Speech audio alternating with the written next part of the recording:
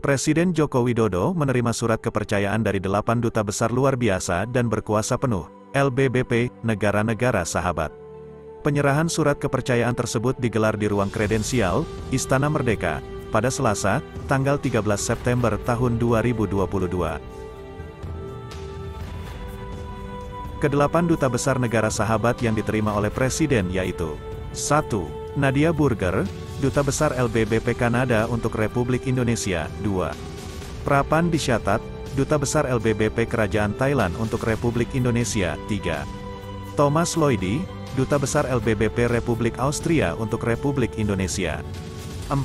Kwok Fuk Seng, Duta Besar LBBP Republik Singapura untuk Republik Indonesia. 5. Frank LL Felix, Duta Besar LBBP Kerajaan Belgia untuk Republik Indonesia. 6. Macoka Mose Tembele, Duta Besar LBBP Republik Persatuan Tanzania untuk Republik Indonesia. 7. Juka PKKI Hilati, Duta Besar LBBP Republik Finlandia untuk Republik Indonesia. Dan 8. Serop Bejanian, Duta Besar LBBP Republik Armenia untuk Republik Indonesia. Penyerahan surat kepercayaan tersebut menandai dimulainya penugasan resmi para duta besar tersebut di Indonesia. Seluruh duta besar tersebut untuk selanjutnya akan berkedudukan di Indonesia, Jakarta. Para dubes negara sahabat ingin tingkatkan kerjasama dengan Indonesia di bidang ekonomi. Sejumlah dubes menyampaikan keinginan mereka untuk terus meningkatkan hubungan dan kerjasama antara negaranya dengan Indonesia, terutama di bidang ekonomi. Duta Besar LBBP Kanada untuk Republik Indonesia, Nadia Burger, mengatakan bahwa Kanada dan Indonesia memiliki hubungan yang kuat dan berkembang. Tahun ini, Indonesia dan Kanada merayakan 70 tahun hubungan diplomatik dan ia ingin meningkatkan potensi kerjasama di berbagai bidang antara Indonesia dan Kanada. Tentu saja kami melibatkan banyak bidang, ekonomi, diplomatik, dan pertahanan dan banyak bidang lainnya. Saya terkesan dan terpesona oleh potensi kami untuk berbuat lebih banyak. Jadi itulah yang ingin saya lakukan selama masa jabatan saya di sini, ujarnya.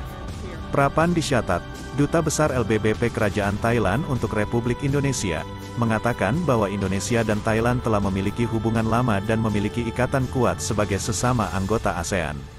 Ia berharap ke depannya kedua negara bisa fokus pada kerjasama ekonomi terutama pasca pandemi COVID-19. Saya pikir saat kita keluar dari COVID sekarang, kedua negara fokus pada kerjasama ekonomi dan itu salah satu bidang yang dapat kita perkuat sekarang baik dalam perdagangan dan investasi tetapi juga di bidang pariwisata dalam masalah kesehatan dan juga ekonomi digital, ungkapnya. Sementara itu, Thomas Lloydel, Duta Besar LBBP Republik Austria untuk Republik Indonesia mengatakan bahwa meski secara geografis Austria dan Indonesia cukup jauh, namun kedua negara memiliki beberapa kesamaan.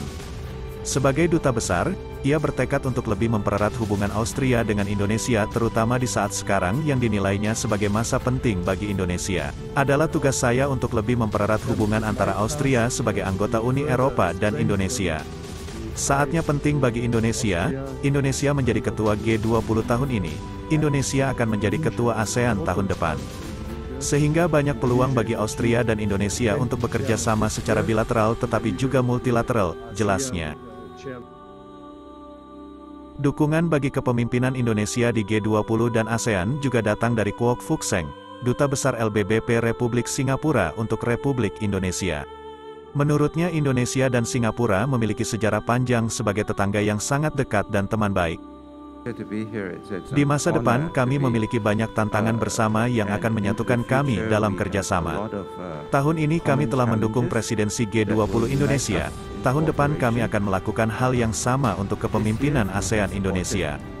Dan saya menantikan jenis kerjasama baru antara kedua negara kita termasuk dalam teknologi, keberlanjutan, dan ekonomi baru, tuturnya. Keinginan untuk melakukan peningkatan kemitraan dalam bidang ekonomi baru juga disampaikan oleh Frank LL Felix, Duta Besar LBBP Kerajaan Belgia untuk Republik Indonesia.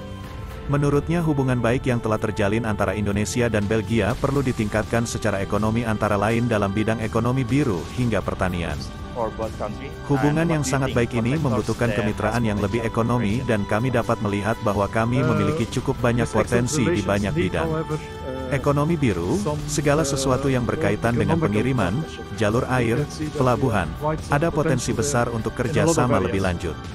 Tetapi juga dalam teknologi hijau dan pertanian, ucapnya.